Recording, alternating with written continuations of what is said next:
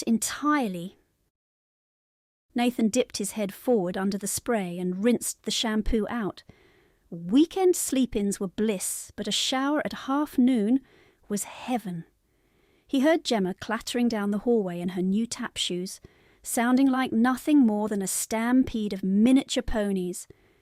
Nathan certainly thought she had all the grace of the newborn foal. That is to say, absolutely none. Nathan began to relax again. It was probably just a pair of Mormon missionaries or something. Gemma knew exactly how to deal with those. The door slammed. "Nathan!" Gemma squealed. "Nathan!"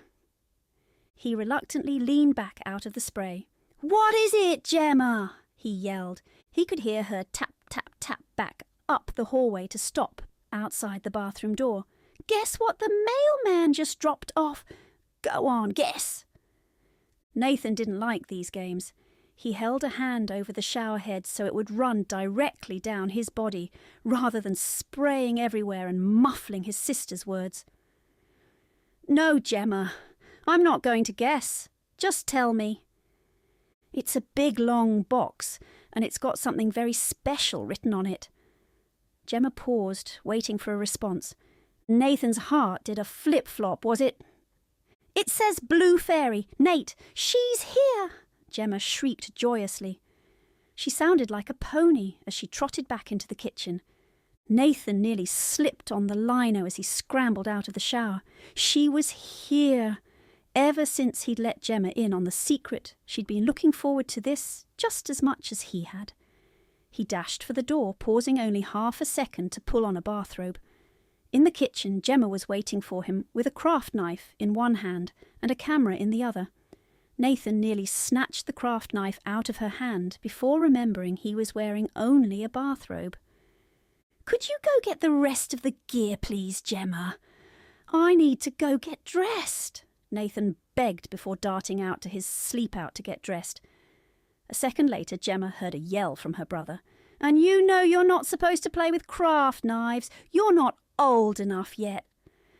Gemma blew a raspberry in his general direction. She was 9 already. It wasn't like she was going to cut herself. She turned and ran down the hall to her room and dug out the bag of doll clothes and painting supplies she'd hidden for him in the bottom of her wardrobe. Upon returning, she lifted the bag up and dumped it on the end of the kitchen table. Nathan reappeared at the kitchen door, still half pulling his t-shirt over his head as he approached the table. The box was enthralling, and knowing exactly what it contained was making him fidget and twitch in anticipation. This was his first box opening, and he wasn't going to rip in like a toddler at Christmas. He was going to do it the traditional way. Gemma hopped onto her chair and perched at the end of the table, camera in hand, ready to click. She wore an enormous grin as her eyes flitted between Nathan and the package on the table. "Ready to roll, Gem?" Nathan grinned to his sister. "Here goes." With subtly shaking hands, Nathan slid the craft knife blade free and swiftly slit the tape on both ends of the box. Gemma snapped the first photo as Nathan smoothly split the center tape in one long swipe. She could see him shaking as he folded back the lid. Inside the box was a plump sage green pillow with satin ties holding it closed. Gemma snapped another photo. Nathan was too impatient to untie the laces, so he cut them open and flipped back the top of the pillow. His breath hitched as he finally caught sight of the doll he'd saved for months to buy and waited for an age to arrive. What he could see of her was flawless. "She looks a bit like an intensive care patient, don't you think?" he chuckled. "I think she's perfect," Gemma exclaimed as she clambered onto the table and took shots from every angle. Nathan stared at the doll. She was silky smooth and every contour was elegantly defined.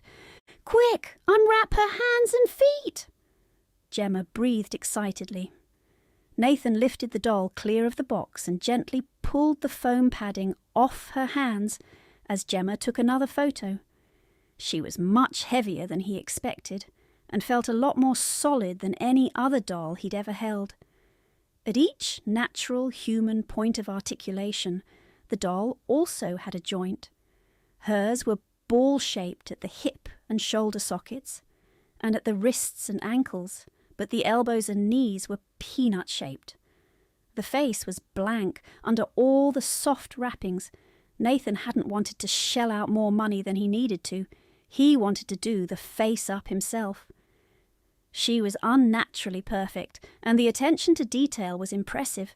She was so delicately sculpted, even her toenails were clearly defined. The default outfit and shoes more than cancelled out the money he saved in not getting the company face-up. But in the long run, it would be worth it. Nathan knew he couldn't sew to save himself.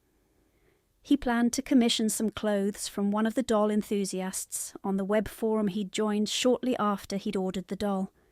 Gemma got even more snap-happy as he tried the clothes on his new doll before removing and folding them back up to place them in the box again. Nathan smiled up at his sister as he put the clothes away. "So, Gemma, shall we go put a face on this little lady?" he asked as he took the head cap off and disconnected the doll's head from her body. Gemma nodded at him and edged herself carefully down over the side of the table before grabbing the bag of supplies and dashing after him as he walked to the door. Nathan carefully carried the delicate head outside to the back porch and set out some old newspaper from the recycling bin, and Gemma set the face-up supplies down beside him on the steps. He carefully coated the face with a layer of sealant so nothing would stain the resin. Nathan wasn't too worried about messing up. He could just wipe the pastel dust off with a damp cloth before starting again. Gemma disappeared inside for a while. He didn't notice her return until she set a makeup brush down beside him. It was one of those big fluffy ones their mother used for blusher. This one was broken. Gemma told him she'd fished it out of the bathroom rubbish bin. Nathan picked up the brush, dusted the doll's face with a light pastel blush, and shaded around her eyes to mimic the bags under his own. The hardest part was the eyebrows. He'd never expected that getting them symmetrical would be so difficult, and each tiny brush stroke had to be perfectly tapered to look like a hair. The whole process took a while to get the hang of, and he'd had to start over more than once to get the shape looking like his own. He even included his constellations of freckles and the tiny scar on his lip, rendering them in miniature on the doll. He then picked up the sealant and gave her another dusting before lightly painting her lips and eye rims with a clear gloss. Nathan blew on the lips and waved the head around a bit to help it dry quicker. "Can we put the eyes in now?" Gemma asked. He held out his hand to his sister with a smile, and she quickly placed a little drawstring bag into it. Nathan upended the bag on his lap and picked a green and a grey eye from the 4 that sat there. "Damn, I don't have anything to stick them in with." He paused a moment in thought. "Do we have any blue tack?" "I think Mum keeps it on top of the fridge." Nathan carefully handed his little sister the doll head. "Be very careful not to drop her." Gemma sat there staring at the pretty piece of plastic she held in both hands. It was so much cooler than Barbie's. A few moments later, Nathan sat down beside her again. She watched as he rolled out 2 little sausages of blue tack and wrapped one around the base of each eye. She gently handed the head back to him, and he manoeuvred the green eye into the left socket before pressing the blue tack in at the edges to secure it. The grey eye followed it into the right socket. Last of all, he popped her head cap back on and delicately lifted her ash-blonde wig from its box and fitted it onto her skull over a silicone head cap. It was a perfect fit. Nathan smoothed down the flyaways and brushed the wig flat. He was very proud of this wig. He'd made it himself out of the ponytail his mother had forced him to cut. Each and every tiny section of hair had been hand-secured and sewn by him. It had taken weeks' worth of afternoons hiding it from his mum and only working on it before she got home in the evenings. "What are you going to name her?" Mum said if I'd been a girl she would have called me Natasha. I suppose I should use that, he mused. That's pretty, Nate. Where are you going to hide her? Gemma asked. Maybe in the top of my wardrobe. Mum doesn't go through my stuff anymore. She ought to be home for lunch soon, so I should put her away in a little bit. Gemma stood up and dusted off her ruffled pink skirt as she went back inside. Nathan held the head, Natasha up, so he could look at her in the sunlight. He could see himself in the reflections on her eyes. The colours were a perfect match for his own. It was like looking in a miniature resin mirror. After all, he'd picked this particular sculpt because of its close resemblance to his own face. He cleared up his equipment and shoved the soiled newspaper down the inside of the rubbish so it wouldn't be seen before heading back inside. Getting the head back on the body was more difficult than getting it off. He'd had to fish a spare shoelace out of the craft drawer just to get the S-hook through the slot in the head. The elastic was too tight to do it by hand. He got the head secured on the second attempt but let go of the shoelace too soon. The metal hook snapped back down and sliced through the side of his finger. Large beads of blood welled up from the cut and smeared along the inside of the skull as he withdrew his finger. It seeped under the edges of the blue tack and shone like the gloss on Natasha's lips. Nathan had wiped most of the blood out of the head with a tissue when he heard a car pull into the driveway. He snatched up the bag of supplies and bolted into the kitchen, grabbed the empty box off the table, and sprinted back out to his sleep-out. He secured Natasha inside her box and slid it into place in the top cupboard of his wardrobe. He knew his mum couldn't reach that high without a step stool. He'd outgrown her by the time he was 15, and he had a whole foot on her now he'd just turned 17. He slumped in relief against the wardrobe door. He was going to be very careful about minding the clock from now on. After his mum had gone to bed that night, he posted a new box-opening thread on the doll forum he was part of, and included all the photos Gemma had taken. One of the replies to the thread invited him to a meet-up at a local cafe. Nathan sat there and stared at the comment. He was used to having to defend his interests to others. To be included and welcomed was new. He decided to go. The week had dragged by. Each morning he'd walked his sister to primary school before catching a bus to high school. But at least he'd had something to look forward to. Nathan was glad he'd finally have people his own age to talk to about dolls. Maybe he'd even be able to buy some clothes for her if any of them had extras from a similar-sized doll. On the day of the meet-up, he fetched Natasha down from his wardrobe cupboard and brushed her hair, straightened her uniform, and pulled up her socks before wrapping her up and putting her in his bag. He'd keep her close until they got home that afternoon. The bus ride to the cafe was uneventful, but it gave him time to worry about how the other collectors would react to him. He'd never told them he was a guy. He hadn't even hinted at it on the forum. He checked his map and hopped off the bus just outside a park. He ascended the winding pathway of steps through the native gardens and meandered along the sidewalk before sighting the group of shops he'd circled in red. He crossed the road and wandered around a bit lost before finding the cafe around the back. It was a light, airy-looking place, and he could see colourful cakes and slices displayed in the window. He slowly walked up to the door and drew in a deep, calming breath before opening it. Inside, Nathan glanced around the cafe. All of the other doll owners he'd talked to on the web forum were female, so a group of them couldn't be hard to spot. There they were, over by the window at the longest table. He ordered a cup of tea and a savoury muffin at the counter and pointed out the group he'd be sitting with. He began to make his way over with slow, measured steps. There were about 7 of them.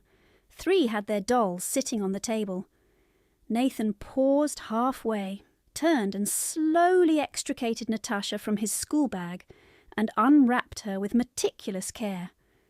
One of the girls looked up and spotted him.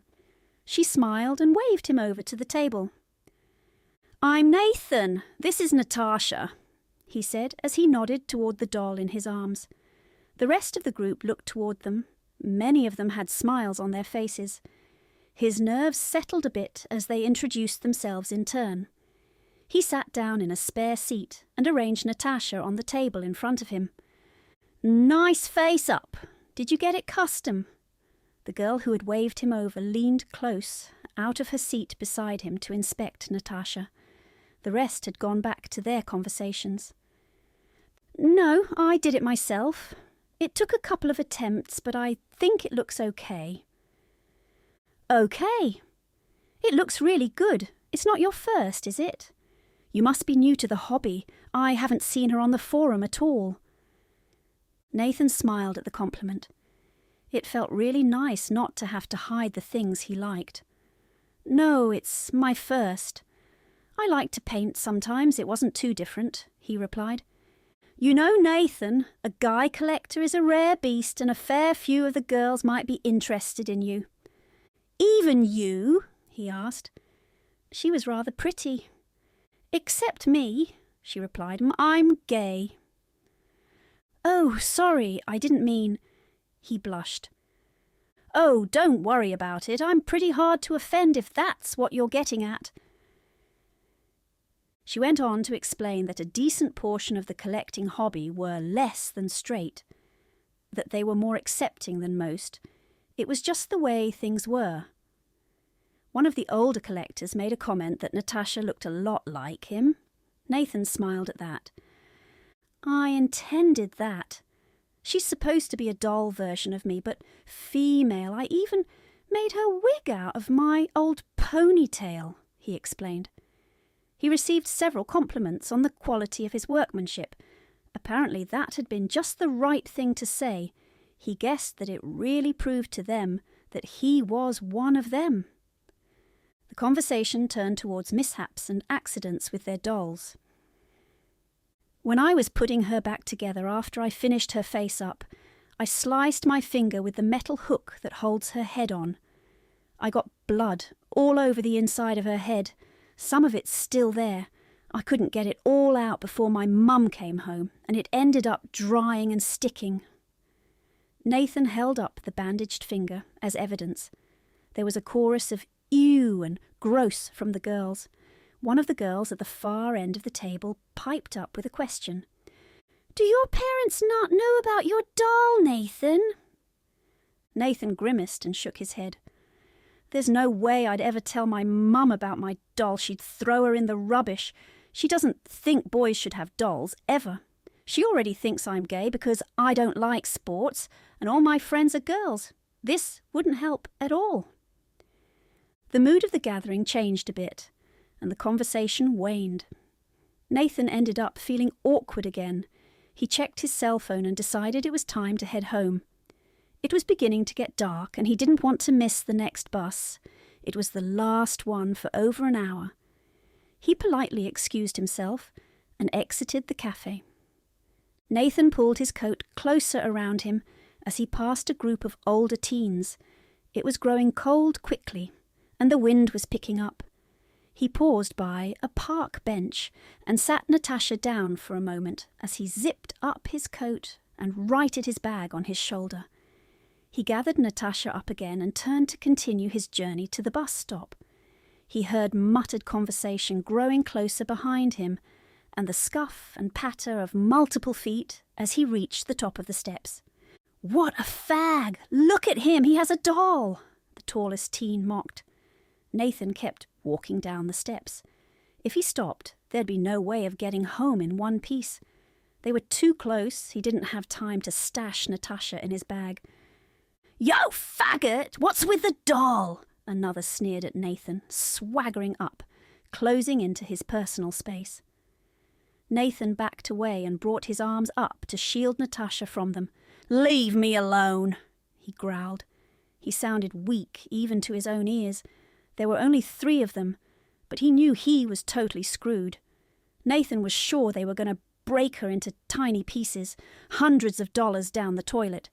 He couldn't let that happen. He had to run. Nathan took another step back, and his back came into contact with metal railings. Shit! Trapped! What a freak! The tall one spat. Won't even defend himself. He shoved Nathan back against the railing to prove his point. The teen in a red hoodie laughed and joined in, circling round to grab Nathan's hair, pulling him sharply down another step. The little princess isn't going to defend herself. Where's your Prince Charming, you little cocksmack? Nathan knew he had to fight back. He braced himself against the railing. The greasy-looking teen in the black singlet stepped up and shoved him sideways. Nathan bent with the push and swung around to shoulder charge his way free from the group. His freedom lasted all of 3 seconds before a hand caught his collar, and he was hauled back by his shirt, curling in on himself and clutching Natasha to his chest. The boys closed in, and Nathan panicked, trying again for freedom. The teen in the red hoodie intercepted, lunging forward from the higher step and shoving Nathan in the back as hard as he could. The shove unbalanced Nathan, and he pitched forward. His head struck the railing with a dull crunch. Everyone froze as he crumpled face down onto the concrete steps and lay there, unmoving. The 3 teens stared at the boy for a few moments. The tallest strode forward and kicked him viciously in the ribs to see if he was faking. The collapsed boy didn't stir. The teen in the black singlet crouched down and looked closer. Holy shit, you guys! He's bleeding! Let's get the hell out of here! They ran, the sounds of footsteps echoing down the street, away from the prone boy and his doll. The 3 teens went their separate ways when they reached the bus stop. The tallest one was halfway home before the guilt started to gnaw at him. He grabbed his cell phone out of his pocket and called an ambulance. He hoped the kid wasn't dead. The paramedics found the boy splayed out on the steps of the park and quickly checked him for spinal injuries before flipping him gently onto his back. A freaky-looking doll fell from the boy's grip. The paramedics stared at it a second and then shrugged. They'd seen stranger things. They hoisted him onto a stretcher and dumped his belongings onto his lap before swiftly loading him into the ambulance. The paramedic riding beside him in the back paused a moment as he checked the boy's pupils. The boy's got odd eyes, grey and green, he called to the driver. They had a tally going detailing the weirdest characteristics they came across. It looked like he'd have another point in his favour. The driver flicked on the emergency lights and negotiated his way out of the park and into traffic. He looked closer at the doll. Damn creepy thing had odd eyes too. Come to think of it, it looked a lot like the boy on the stretcher, like some kind of voodoo doll or something. The paramedic placed the doll on the boy's lap. He'd obviously gone to a lot of trouble to look after it. The front door crashed open against the wall, leaving a dent in the plaster where the handle had struck. "Gemma, get your coat and get in the car. Now!" Gemma hesitated a moment before she grabbed her coat off the hook and dashed out to the carport. Her mother's car door was wide open and the motor was still running. That wasn't normal at all. She heard the front door slam shut and spun around to see her mother storming towards the car with her black coat over her arm and her handbag bulging. Without a word, Gemma quickly ran around to the passenger side of the car and jumped in. Her mother was in the driver's seat a moment later, and they were backing down the drive before she'd even shut the door or put her seatbelt on. The babysitter sat motionless on the couch inside, stunned to silence. She knew the family was a bit odd, but that had just taken the cake. "What's going on, Mum?" Gemma asked. She knew it wasn't something good. "Shut up, Gemma, not now," she snapped. Gemma looked over at her mum and couldn't help asking, "Did I do something wrong, Mum?" "No," was the stony response. At the first intersection, Gemma realised it was dark and Nathan hadn't come home yet. He hadn't even texted. A cold wave of fear crashed over her, the way her mum was behaving, and the fact Nathan hadn't come home. Gemma brought her legs up to her chest and wrapped her arms around them. She felt ill. Her worry turned to horror as they pulled into the hospital car park, and her mum veered into the first parking spot she saw. Gemma leapt out of the car and swung the door shut, locking it, before running to catch up. Her mum was halfway to the entrance already. Her mother grabbed her hand and rushed them up to the emergency reception. Gemma clung to her mother's hand and scanned the room. Everyone looked either bored or worried. Some even looked really sad. The receptionist motioned for them to go through into the emergency department, where she said a nurse would escort them to see the patient. Gemma was scared. It had to be Nathan. Something terrible had to have happened to him. Gemma trailed behind her mother as she was nearly dragged through the emergency ward. The nurse that met them led them straight through without stopping and up a flight of stairs and down a long powder blue corridor. They passed a sign on the wall. Gemma panicked when she read Intensive Care Unit. Gemma had seen bits of the hospital shows her mum watched at night when she wasn't able to sleep and had gotten up to make herself a hot chocolate. Intensive care was never good. Nathan lay in the bed, paler than Gemma had ever seen anyone in her life. He had bandages all over his forehead and deep scratches all over his face. He was motionless, but for the rise and fall of his chest, and someone had tucked Natasha into the crook of his arm. Her mum rushed forward and shakily reached out to Nathan, only to pause and look to the nurse in question. The nurse nodded at her and explained that Nathan had sustained a severe head injury and was unlikely to wake up any time soon, but that it was safe to touch him. Gemma thought her mother didn't know quite what to do with herself. She looked like she wanted to stroke Nathan's hair like she did to her when she was falling asleep on the couch beside her. She didn't, though. There were too many bandages in the way. She clasped his hand instead and let herself deflate into the chair beside him and rest her forehead on his shoulder. Gemma stared. She didn't know what to do with herself. Her mother stared blankly at the doll. "Why is there a doll on my son's bed?" she growled. Her eyes narrowed as she noticed the resemblance between the doll and her son.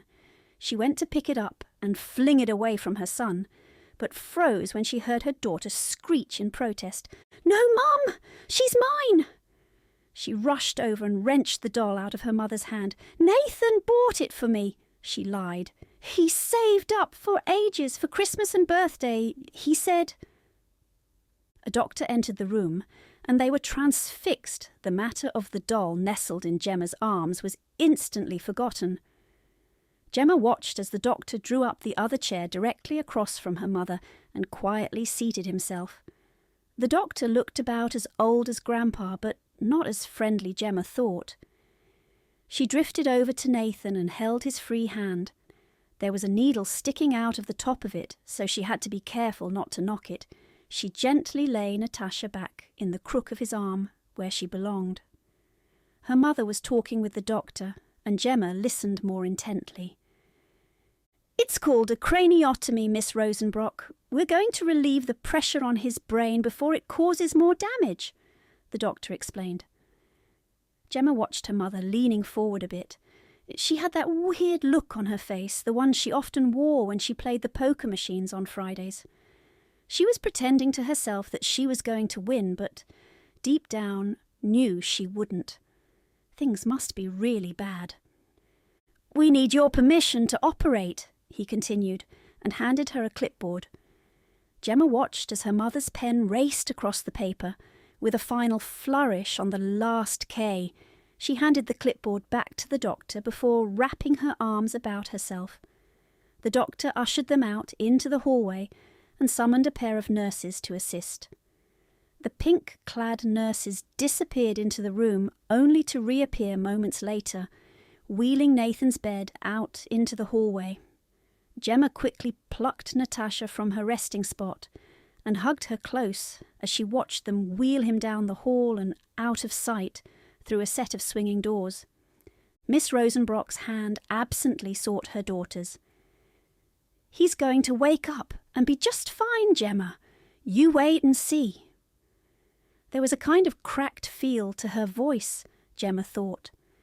She glanced up at her mum with a frown and clutched Natasha tighter.